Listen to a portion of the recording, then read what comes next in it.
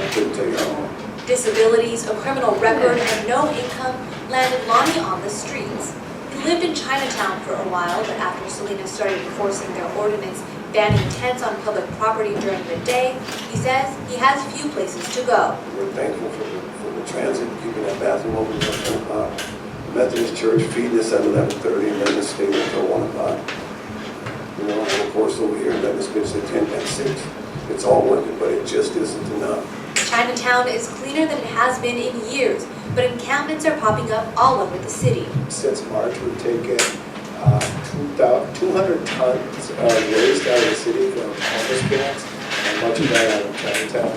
We continue to clean in areas around the city wherever we get calls. The new Chinatown Health Center for the Homeless is going through its finishing touches and will open October 1st. Service providers have helped get about 50 people off the streets, but there are over 200 people in need of housing.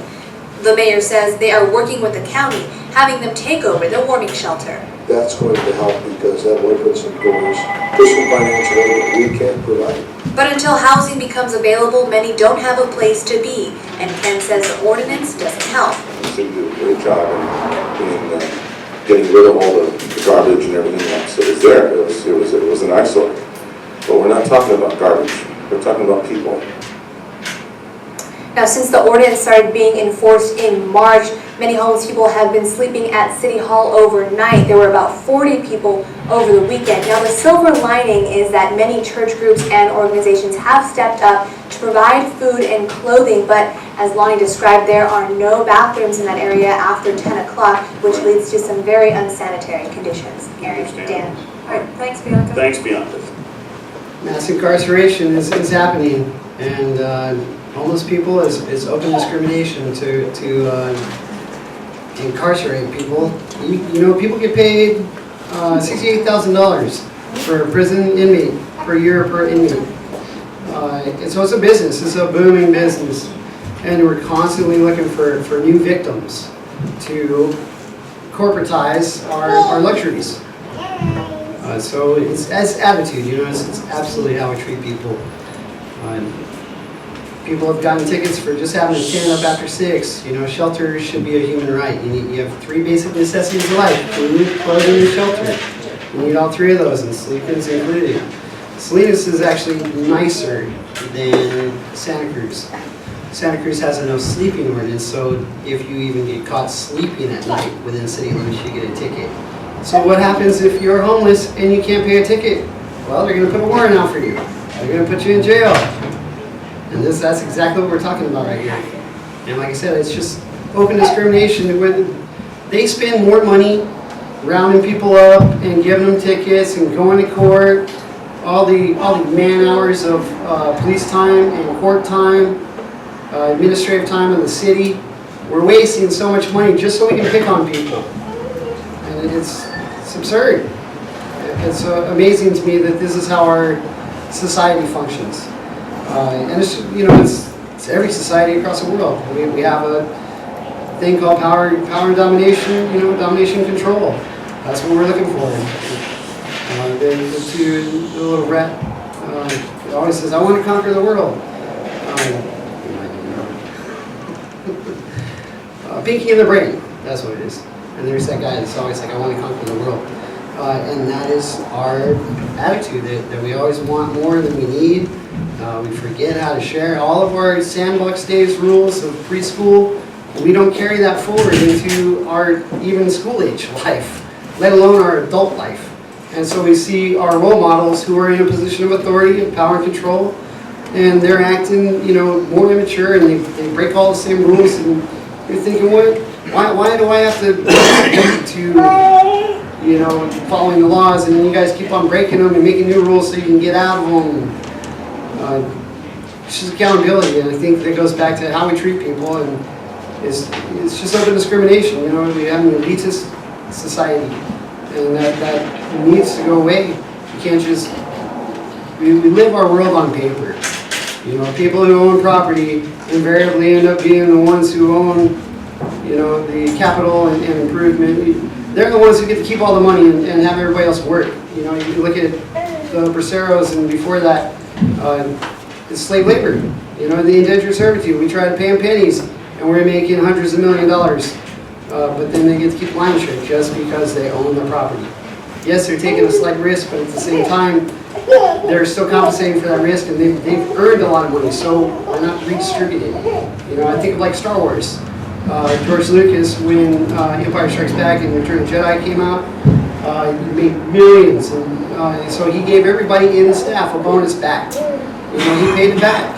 And that's the kind of attitude I think we're lacking in our positions of authority, policymaking, privatizing stuff, and forgetting that this is supposed to be a public service entity, and we're supposed to be serving the greater good, instead of just stepping on people to forward your own agenda, your own selfish lifestyle, and forgetting your constituents and residents, because there's a say.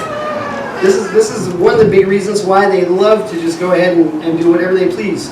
First of all, if you don't vote, they could care less about you. Okay? Only a third of the people in Salinas are registered to vote. Only a third of those people actually vote. So you're looking at about 11% of the population decides what happens to the rest of the 90%. And a large portion of those 11% are not really interested in caring about anybody else but themselves, and will further a small little pact of group of people, and it's usually business oriented.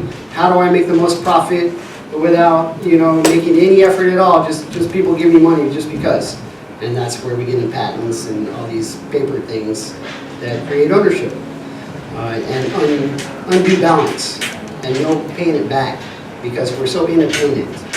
You know, but we love our corporate subsidies, don't we? But we don't want to take care of people, and that's the frustrating part of society right now, and one of the reasons why we're trying to push, which is giving everybody a ticket that you can find. You know, that's the whole point of posse calls, to start working it out amongst yourself. So call a referee just to, you know, get somebody else in trouble. You know, I do substitute teaching, and that's I see a lot of that happening, even amongst teachers, administration. So much politics, and just even your own boss-employee relationship, so much politics. And this attitude is how you treat people.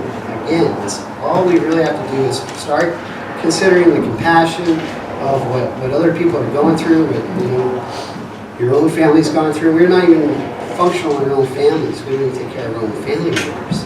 You know, our own neighbors and friends that we say we love for life, BFF, and, you know, always keep in touch.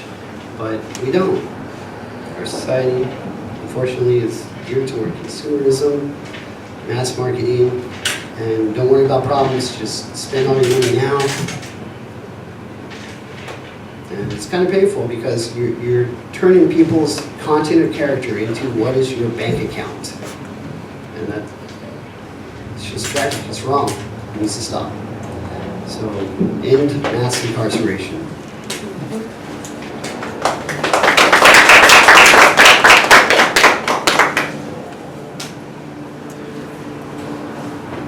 Thank you, Dan and Wes, for sharing.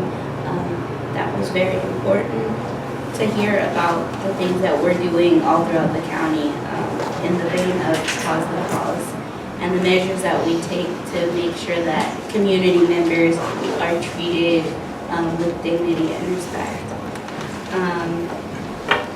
And next we are going to hear from, and I would like to reiterate that Pause the Cause is a community-based initiative, and we welcome, you know, organizations that are, you know, incorporated nonprofits, a part of that complex system of nonprofit, as well as we welcome individuals and individual or collectives of individuals who are not part of any nonprofit. So it's about collaborative efforts in general.